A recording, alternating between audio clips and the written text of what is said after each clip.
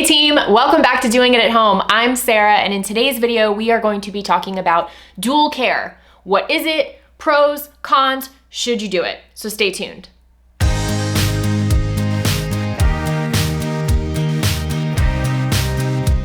Okay, so just remember, subscribe to this video if you want more empowering home birth content, stories, and resources.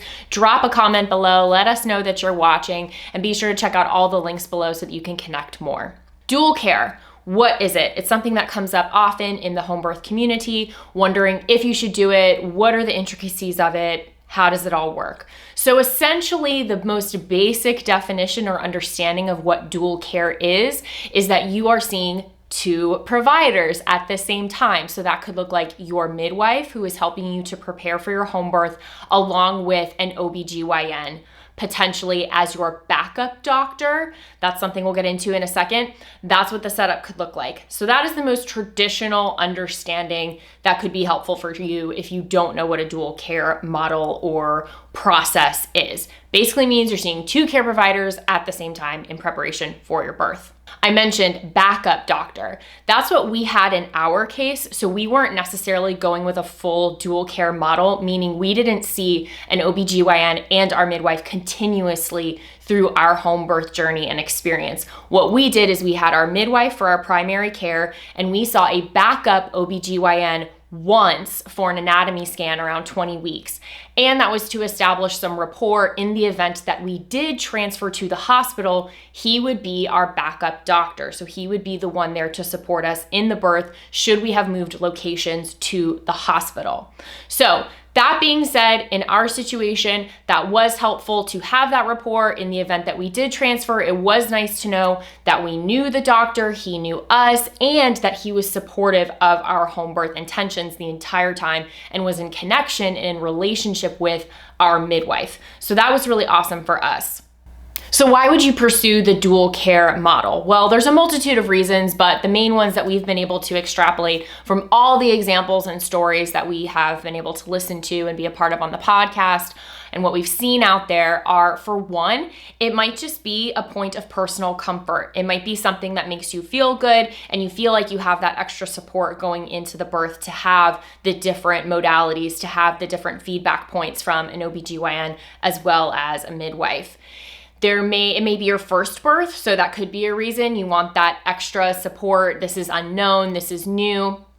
Or it could be a second, third, fourth, or fifth birth, and there could have been some previous complications in the past, or ones that you want to be mindful of in this pregnancy, that having that extra support, that backup care, that dual care of an OBGYN, again, should you transfer or should you need any sort of interventions or should you need any sort of other care, you have that there with them as well. So mainly as a point of personal comfort, again, that you want both of those points of feedback. So what are the pros of dual care? Well, we mentioned this a little bit already, but there's that rapport with the doctor should you need to transfer before or during your birth for whatever reason. You've seen this person before, they know you, you've established a little bit of a relationship, and there's just a general comfort level, hopefully, with that person.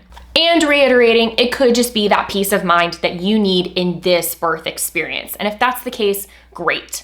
Another potential pro is if you do have a backup or dual care doctor and they're supportive of your plans for a home birth, then yay, that's awesome. You have more people on your team, more people in your corner supporting you to have the birth that you want.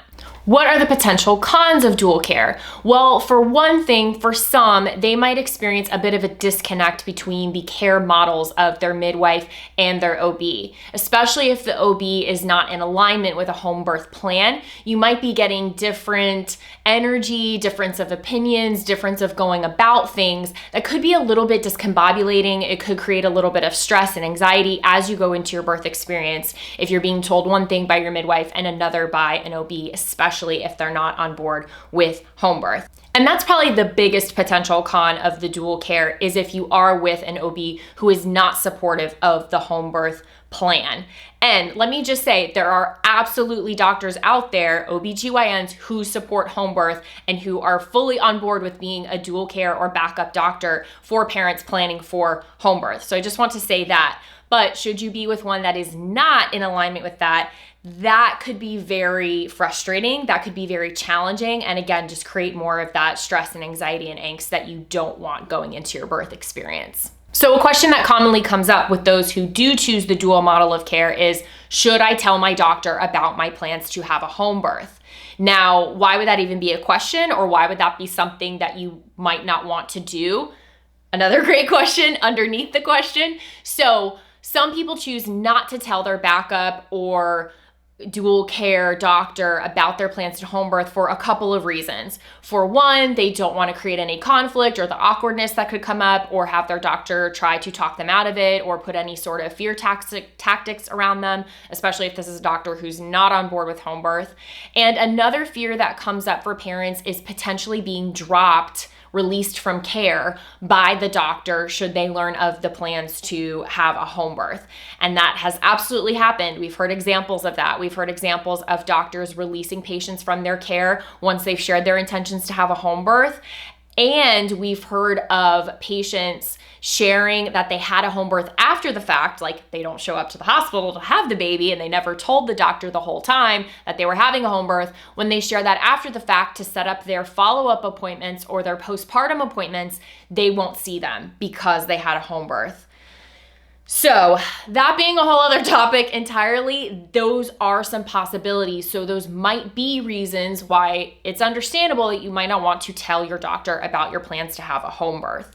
Of course, ultimately, the choice is up to you. It's something to search within yourself, talk it out, talk to your partner, talk to your other care providers, talk to friends and family who are supportive of you, and see what ultimately works best for you.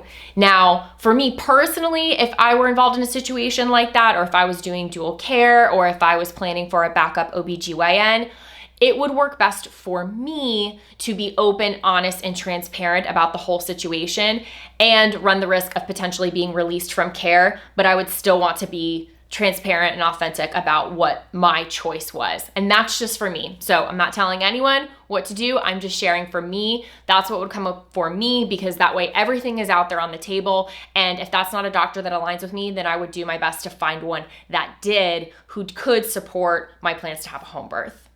So there you have it, a brief rundown on dual care, what it is, why you might want to do it, pros, cons, and ultimately it's about you feeling supported in your home birth journey, whatever that looks like. We are on board for that. We are so supportive of that.